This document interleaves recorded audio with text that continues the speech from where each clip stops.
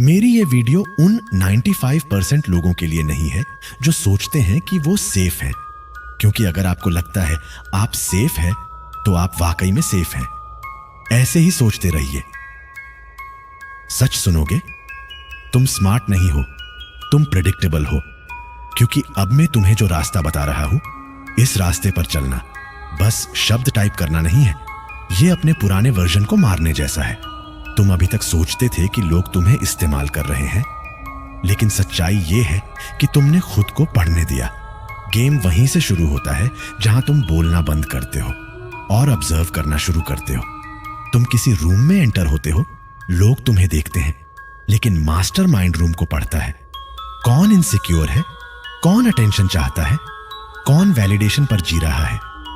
हर इंसान अपने माथे पर अपनी कमजोरी लेकर घूम रहा होता है, बस तुम्हें उसे पढ़ना आना चाहिए। तुम्हें लगता है लोग लॉजिक से फैसले लेते हैं?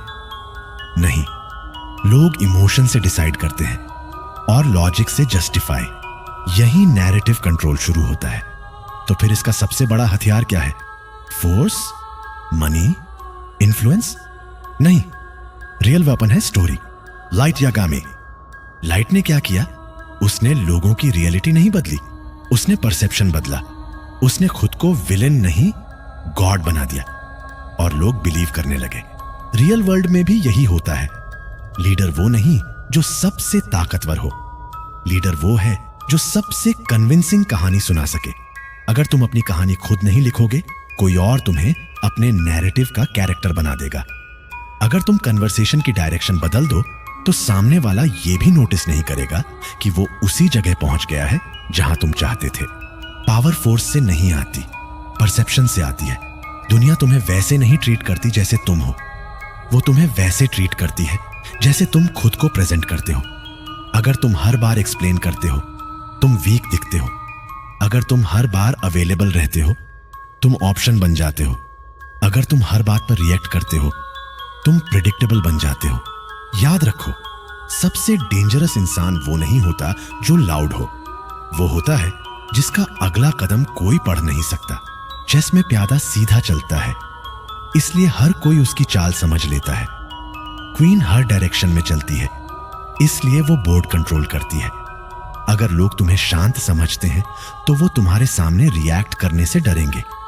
अगर लोग तुम्हें अनप्रेडिक्टेबल समझते हैं तो वो तुम्हें प्रोवोक करने से बचेंगे। याद रखना, अनप्रेडिक्टेबल बनना ईगो का गेम नहीं है, ये इमोशनल इंडिपेंडेंस का गेम है। तुम्हारा गोल ये नहीं होना चाहिए कि लोग तुमसे डरे।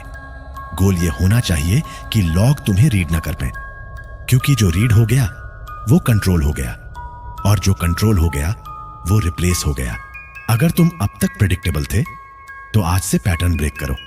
आइडेंटिटी परसेप्शन से बनती है और परसेप्शन साइलेंस से। लेकिन ध्यान रखना, इमोशन को दबाना पावर नहीं है, इमोशन को कंट्रोल करना पावर है। मास्टर मैनिपुलेटर रिएक्ट नहीं करता, वो डिले करता है। डिले कंफ्यूजन पैदा करता है, कंफ्यूजन डिपेंडेंसी बनाता है, डिपेंडेंसी कंट्रोल में बदलती है।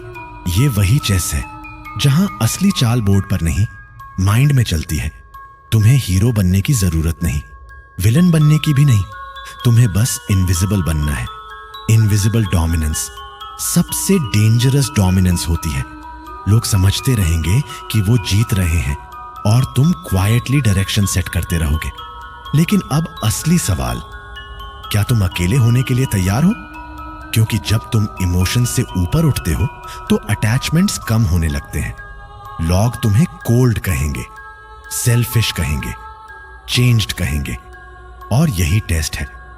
पावर लेने से पहले तुम्हें यह एक्सेप्ट करना होगा कि तुम्हें सबकी अप्रूवल नहीं मिलेगी।